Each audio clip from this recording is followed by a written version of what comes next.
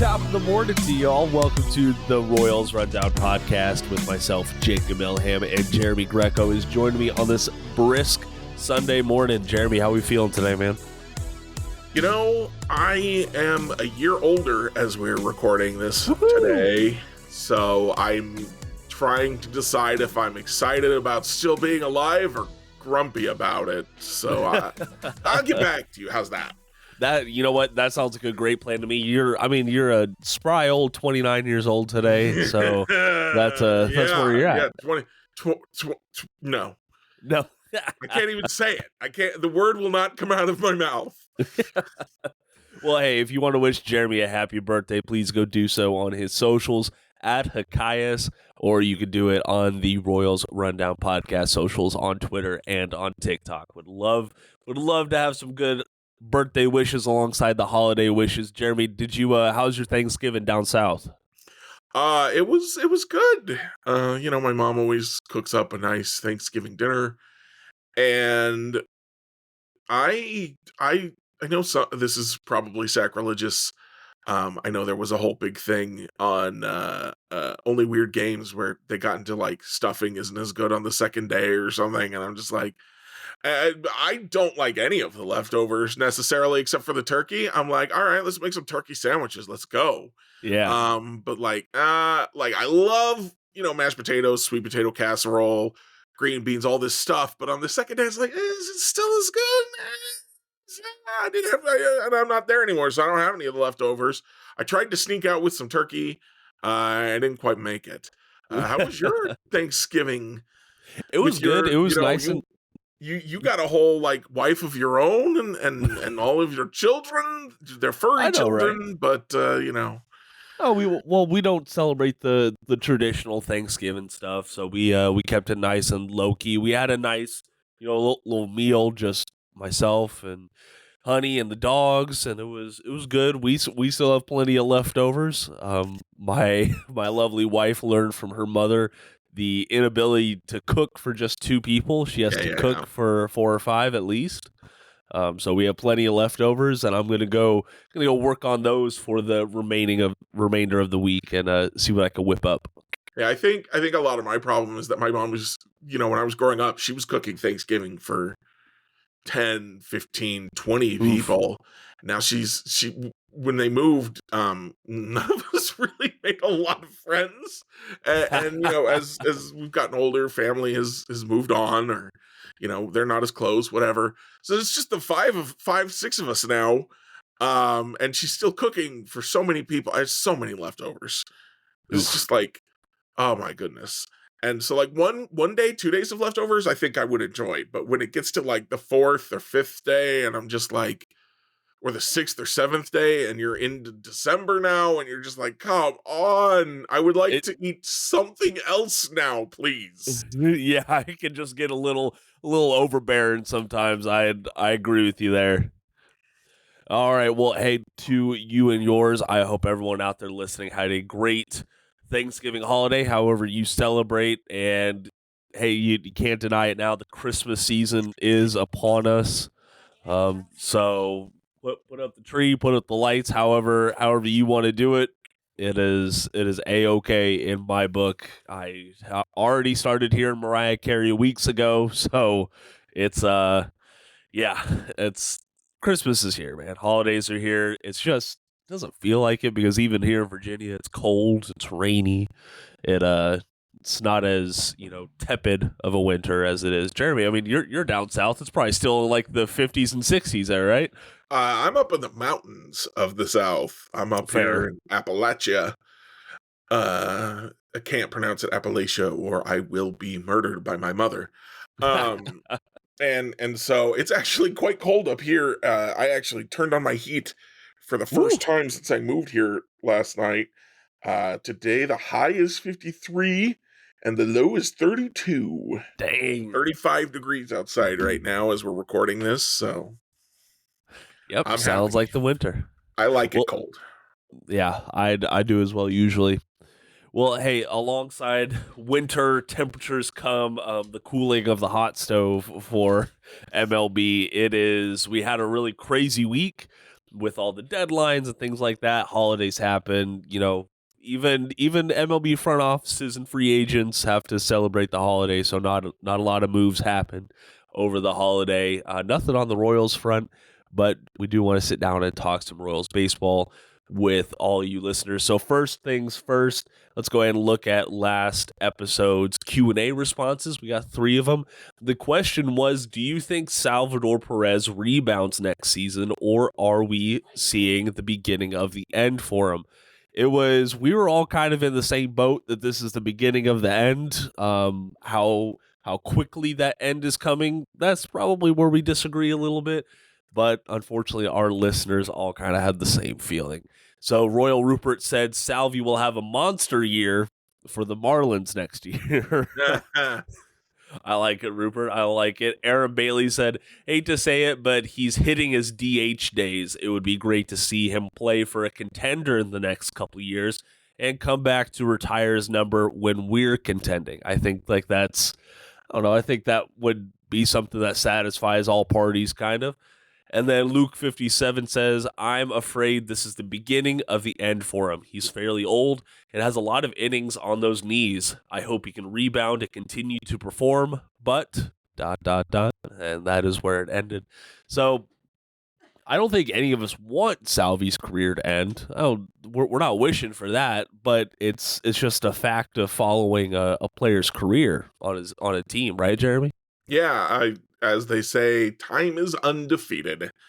And, I thought Salvador Perez might have one of those weird careers where he gets real good into his mid to late 30s for a while, like Nelson Cruz did maybe. But this last year kind of made it look like, no, the end is coming sooner rather than later, as I think you just said that. I think that's why that sounds so familiar to me. Yeah, probably so. But yeah, so that's it's just where we're at. Yeah, sad but true. We'll continue to look at it, and definitely it's going to be something that we are watching very closely heading into 2024. But like I said, nothing really on the Royals moves this week. Not even minor league transactions. There hasn't been anything on that level. It's So that Thanksgiving has for given baseball front offices too. Yeah, exactly. So that has given some folks some time to look at, free agency and how that is stacking up and how the Royals could play into it. And Jeremy, our longtime listeners will know I love my tinfoil hat. I got it right here next to my desk. And I put mine on because I wanted to try and find out, okay, what could the Royals be looking for in a pitching acquisition? And I want to get a sanity check from you on this, which I know might be asking you a lot as the resident sane person in this podcast. If I'm the resident sane person, we are in trouble. Yeah. So I looked at some of the pitchers that they acquired this offseason and in season last year. So the 4 that I looked at: Kyle Wright, Nick Anderson, James MacArthur, and Cole Reagans. Felt like that was a good group right there. And all 4 of them have potent curveballs. And not just that, but Kyle Wright and Nick Anderson both ranked in the top 10, I believe it was, for how often they use their curveball among all MLB qualified pitchers. So I know Anderson's a reliever. I know Wright was a starter last year, but both of them lean heavily on that curveball, and so does James MacArthur. And Cole Reagans, it's in his arsenal, but it's not his, go-to pitch. So, Jeremy, I do want to ask you, do you think that could be a sign for what the Royals could be looking for in a free agent pitcher? Maybe they feel like they can work with a player's curveball and have some success with it? It's possible. I don't know if it's necessarily the curveball so much, because as you pointed out, Cole Reagans has a good curveball, but that isn't his primary pitch. And in fact, he credits most of his new success to his slider, if I'm remembering correctly, which he added kind of mid-year. Yeah. So it's possible. I, I guess my thought is that they're probably not looking at the curveball and going, this curveball is going to win games necessarily, Yeah. but saying the way he throws this curveball tells us that he's going to be able to do this and this and that. And that's going to win games. Maybe in the case of Cole Reagan's, when he adds this slider, it's going to be even, it's going to be a really good pitch because of the way he throws his curveball. When James MacArthur throws this pitch mix, it's going to be a good success because of his curveball. That kind of thought process, Yeah. possibly. It's just it looks like a quality at the very least. It probably looks like a quality that this pitching coaching staff feels like that they can work with. But like you said, it all how they throw that curveball and how that figures into their arsenal likely leans on other pitches as well. Because I'm sorry, it was I was getting a little nervous last year when Zach Greinke started throwing curveballs, multiple times in a in a plate appearance. Yeah. It's MLB The Show. I keep coming back to this because it's a lot of my baseball experience from this year. But one of the things the announcers like to say if you throw a bunch of curveballs in a row is that people don't do that. They don't throw a bunch of curveballs in a row. It's really meant as like a change of pace pitch, not a pitch that you're gonna really just lean on all the time, because it's a little bit slower and it's a little bit predictable if you see it coming, and if you hang one, which the more of them you throw, the more likely you are to just miss your grip, miss your your release point, whatever. It would go a long way. Yeah. So yeah, you're probably not looking for curveballs just for curveballs' sake. Yeah. And also I do want to say with Kyle Wright, I really don't think the curveball is necessarily a consideration at all. I think it was just, hey, we can get a 20-game winner who, if he comes back and pitches, is probably going to be, much better than a lot of the guys we have. And we could get him by giving up Jackson Kowar, who we're not getting anything from. Yeah. That's a good point. Did you see what Kyle Wright said to the Atlanta Yeah. paper? Yeah, he's not. I wouldn't be happy if I was him either. He says that the Atlanta told him they're trading off salary, which I think is a little suspect. Yeah. Other than, the stuff I've written about multiple times this offseason, where I think a lot of teams are probably going to be trying to cut salary because of rising interest rates.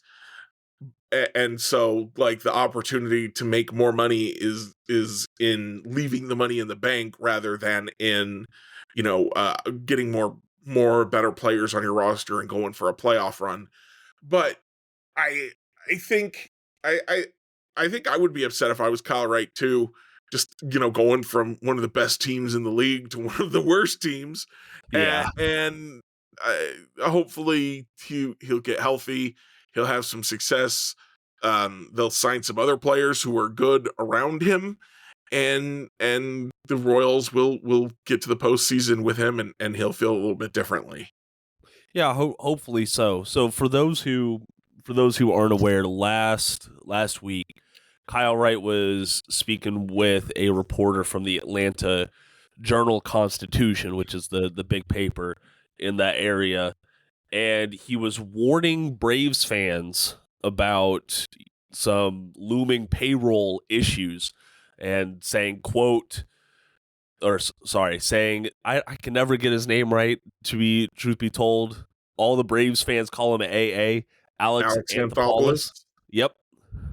And so basically Wright said that the general manager, quote, had a number that he was given from up top, and that's what he had to work with, end quote. So basically ownership is given him a Every general payroll. manager. Yeah. And The I don't number's think different, but they get the number from the owner, and then they got to work with that number. exactly. And it's like I'm sorry, I don't agree with the whole shipping out Kyle Wright for payroll thing, because it's not like Kyle Wright was breaking the bank, right? No, and as I pointed out, like the move makes sense for Atlanta, who is going to try and compete in 2024. Yeah. Kyle Wright is not going to be a part of that. There's a question of whether he'll ever pitch again. because Yeah. this injury is this surgery is relatively new. No one, this is not Tommy John. This is not. Yeah, he'll come back and he'll probably be mostly the same guy. Nobody knows whether he's coming back.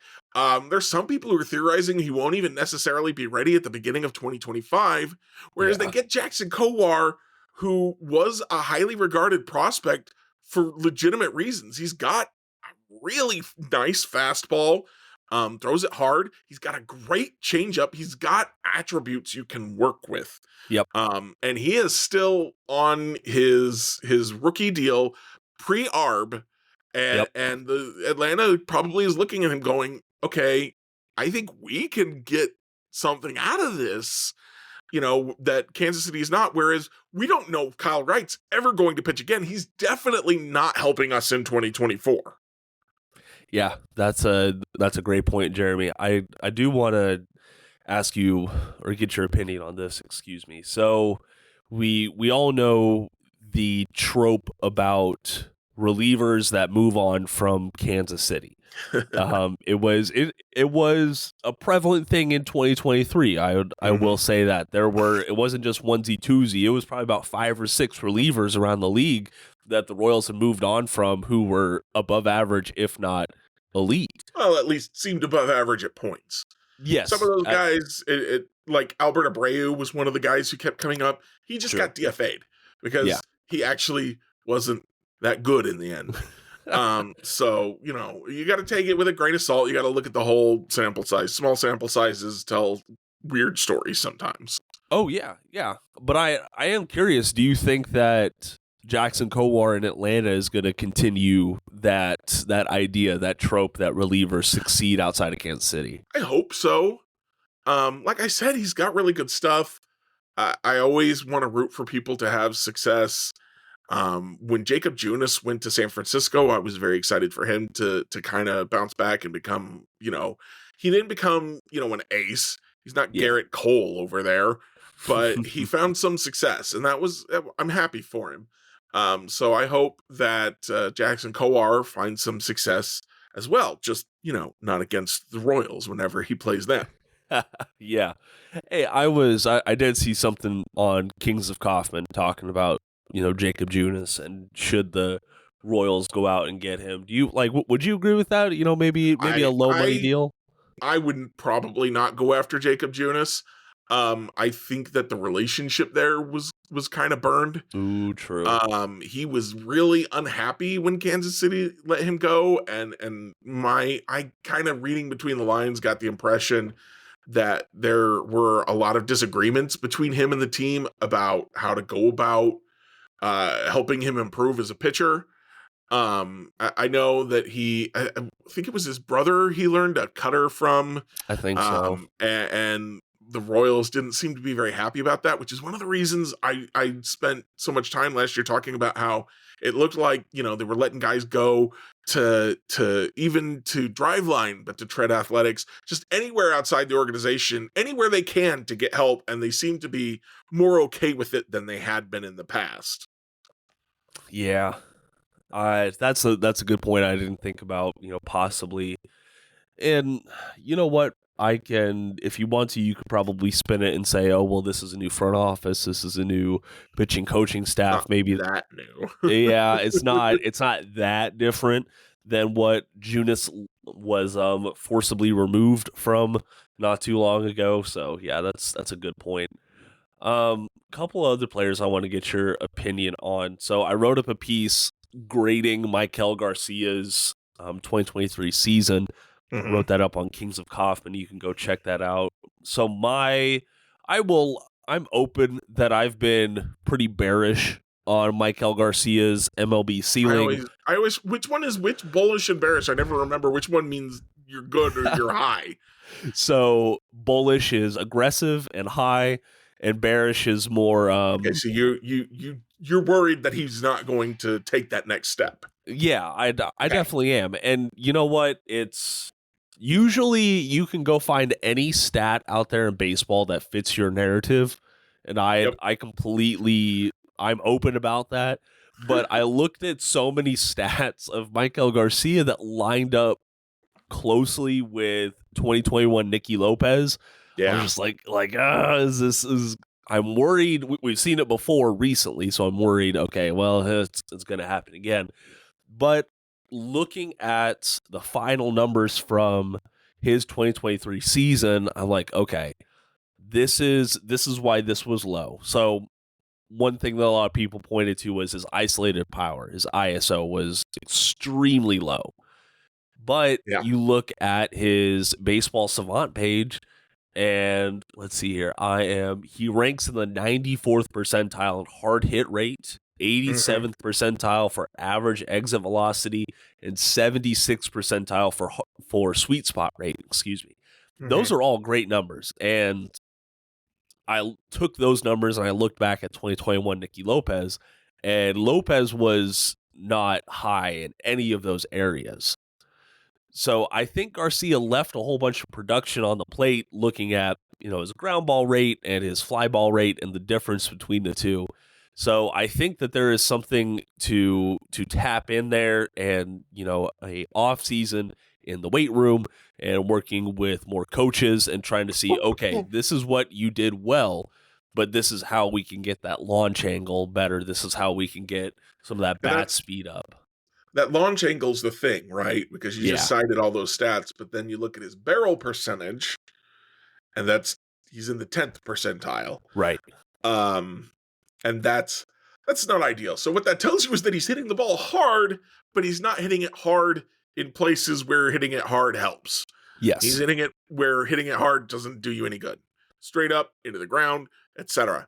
So that's really what he's got to work on is getting the barrel not on the ball just hard, but getting the barrel on the ball where the launch angle does him the most good. So that's going to be the big question. That xwOBA too also is a little concerning Yeah. in the 37th percentile. Though again, even that is a 318, which is a pretty good number for a wOBA.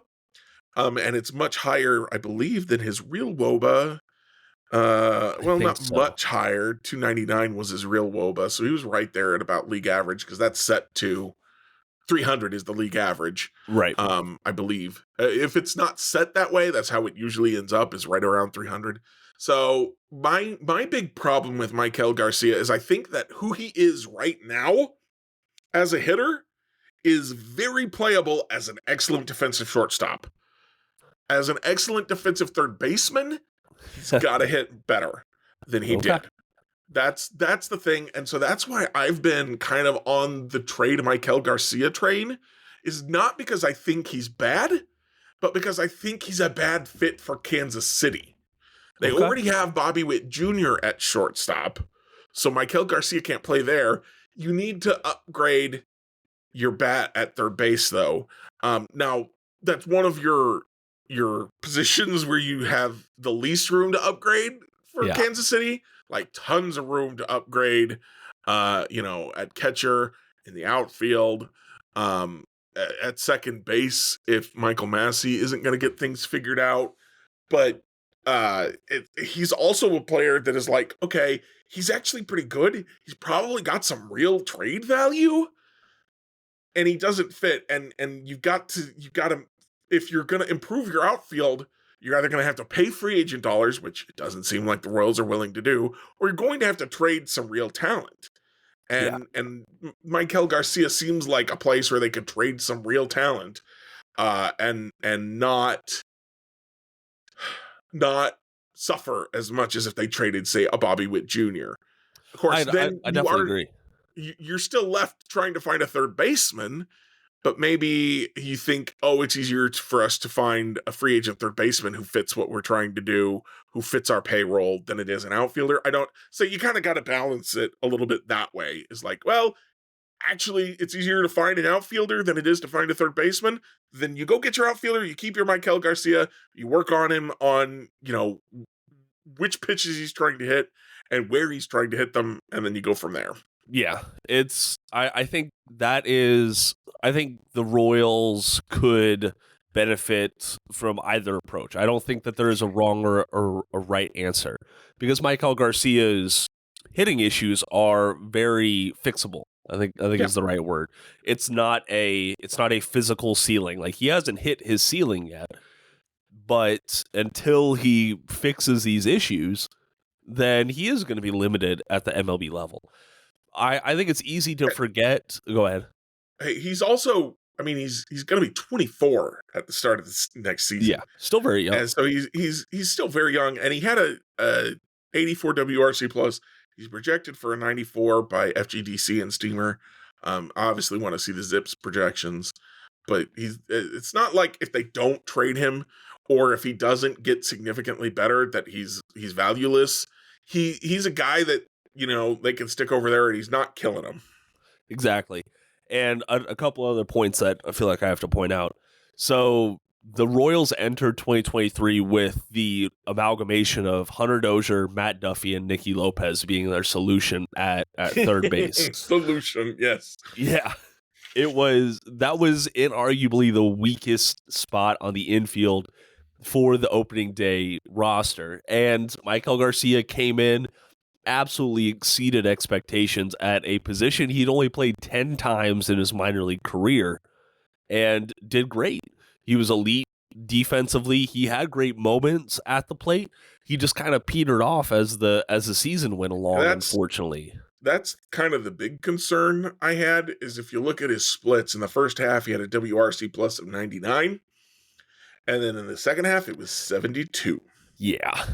And that's the concern that's where I'm really focused in is like, why did he go down? Is he going to be able to make an adjustment? Because that's where the real issue is if he's plays a whole season like he played last season, okay, fine.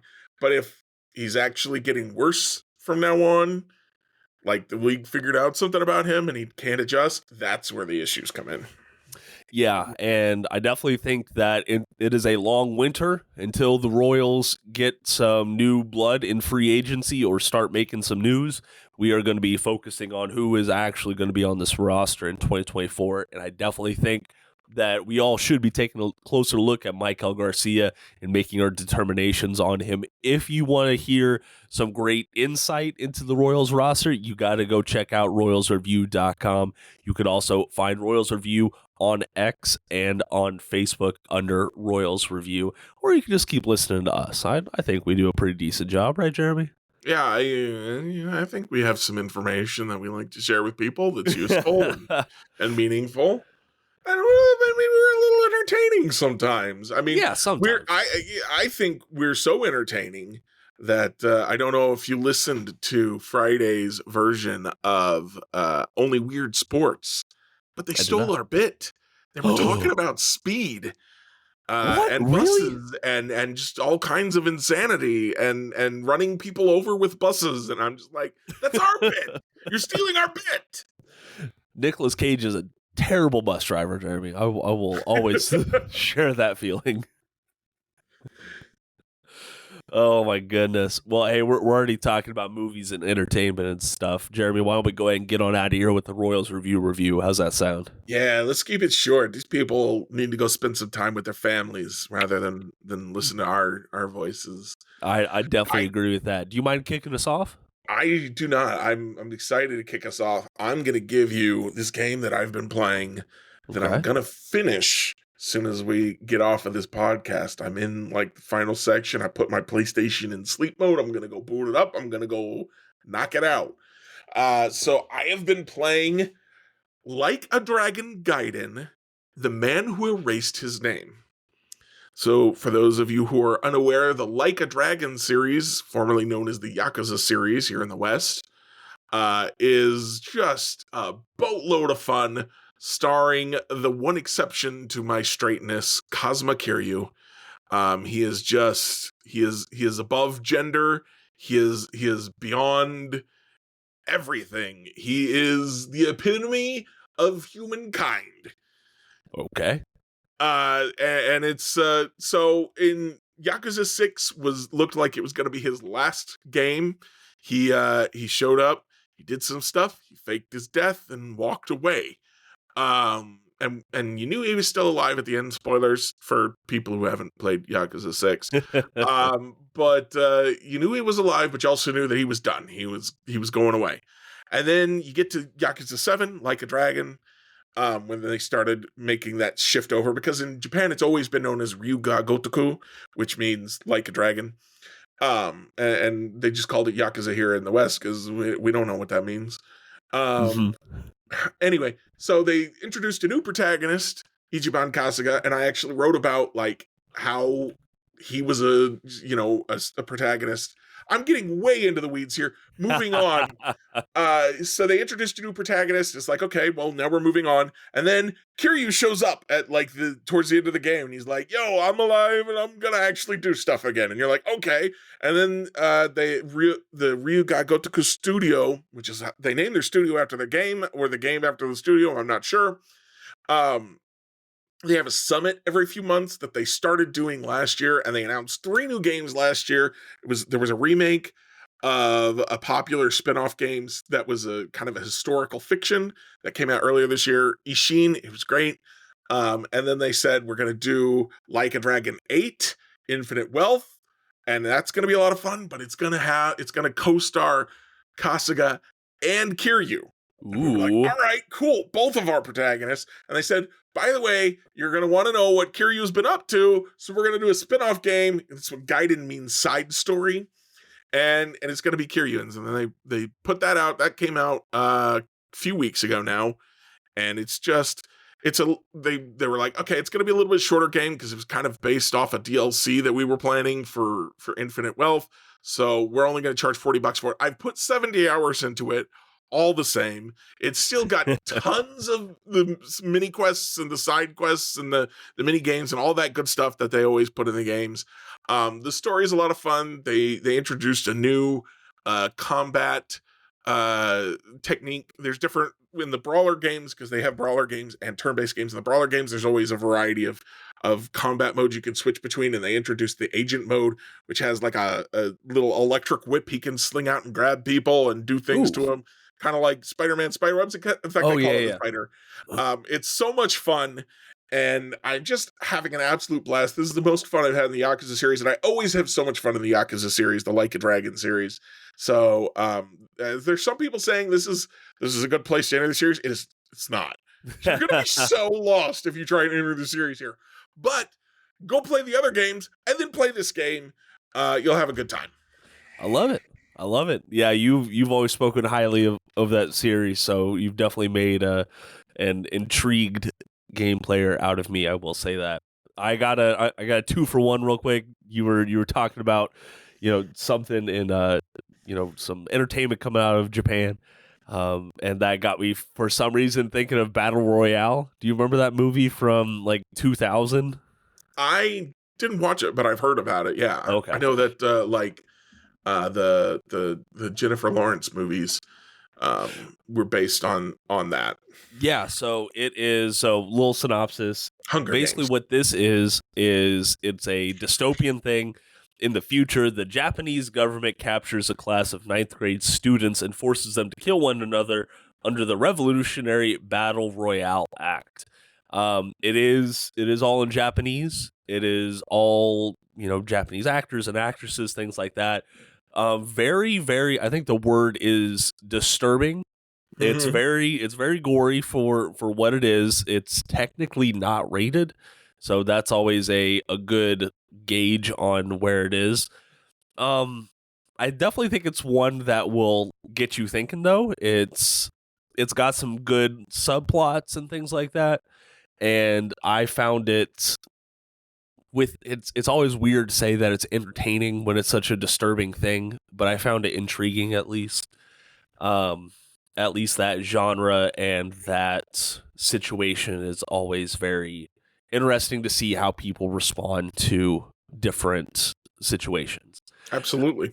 My second one is a little bit more on society. It's on Black Friday. Black Friday passed this past week, and just seeing how I know it's a joke that the deals aren't the same and things like that. I do I do miss the Black Friday of old. I understand, consumerism is not something that should be celebrated, in my opinion, but there is something to be said about Black Friday used to give an opportunity for people who didn't have, unlimited funds entering the holiday season, and they were able to go on Black Friday and say, okay, I can get good deals, I know, on this one day, and I can make sure that I can get all my Christmas shopping done, and I could still have memorable gifts for my friends and family. And it just doesn't seem like that anymore on Black Friday, and Nope. it's also spread out so much more. Yes. Oh my goodness. That's the and like that was it seemed like a joke when they started doing sales on Thanksgiving.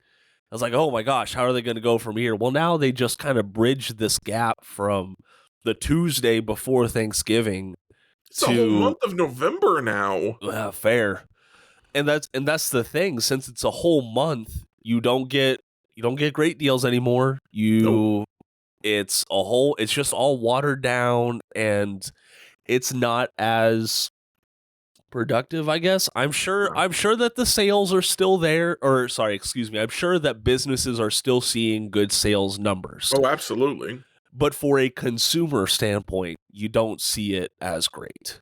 Yeah, my brother and I were actually just talking about this last night because I was like, I really would like to get when I go visit my family, they have a really crappy TV in the room that I stay in, and it's got some input lag when I play my video games, which can be very frustrating. That's old. I was like, I want to get another TV, but I don't want to spend a lot of money because I don't spend a lot of time there. So I was like, Right. well, maybe I could get a Black Friday TV. And my brother's like, yeah, no one's got any good deals anymore because it's the whole, you don't have the door busters because you're not trying to get people to bust your door down because you're just doing it for the whole month. Yep. I know that Black Friday used to be something that my family, not me personally, though I do have one story that I should probably share sometime that I think is a lot of fun of my experience on Black Friday. But my whole family used to like get excited they'd get the ad on Sunday and be like, all right, we're going to hit this store and then we're going to hit this store and then we're going to hit this store. And I would stay home and watch the dog. So that was fine. But they would get excited about like, oh, we're going to try and get these deals and it'll be fun. And then, as you said, they started to push it into Thanksgiving. And my family's like, well, we're not gonna not do Thanksgiving so that we can camp out for this stuff. Exactly.